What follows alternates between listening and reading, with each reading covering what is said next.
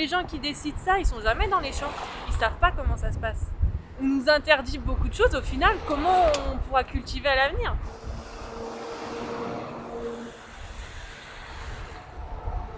C'est l'ensemble des départements du nord de Paris qui sont mobilisés contre cette réforme de la PAC. Et on voudrait adresser un coup de semonce au président de la République pour lui dire qu'on est déterminé à se défendre et qu'on ne le laissera pas sacrifier notre agriculture. Concrètement, dans cette réforme de la PAC, on nous annonce qu'on va nous supprimer une partie de nos aides, on va nous diminuer les aides de 30 à 40% et qu'on va les conditionner à des mesures environnementales qui sont à la fois inacceptables et inapplicable.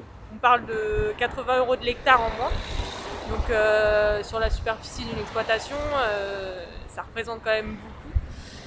Par exemple, une exploitation de 200 hectares, ça fait 16 000 euros d'aide en moins. Si vous voulez, c'est comme si on disait à l'ensemble des Français, demain on va vous baisser votre salaire de 30% et on vous en redonnera peut-être une partie à condition que vous alliez au travail en vélo, à condition que vous ayez une alimentation qui va vous coûter 2 fois le prix de ce qu'elle vous coûte aujourd'hui, à condition que vous ne partiez plus en vacances à l'autre bout du monde et prendre l'avion tous les 4 matins.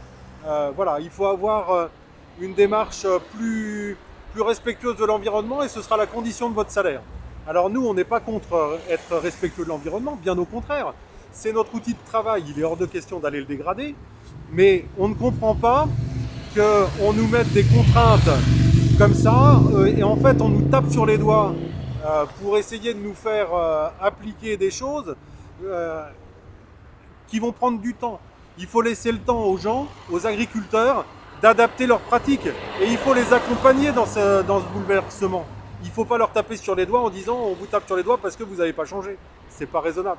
On est désolé pour nos concitoyens qui vont tous au travail, on est tous pareils, mais il faut quand même qu'on soit vu, qu'on se montre et qu'on dise aux gens qu'on a envie demain de leur fournir une nourriture de la même qualité que ce qu'on fait aujourd'hui. Et donc il faut aussi qu'eux nous accompagnent, qu'ils fassent comprendre eux aussi aux responsables politiques qu'ils ne veulent pas qu'on sacrifie leur agriculture.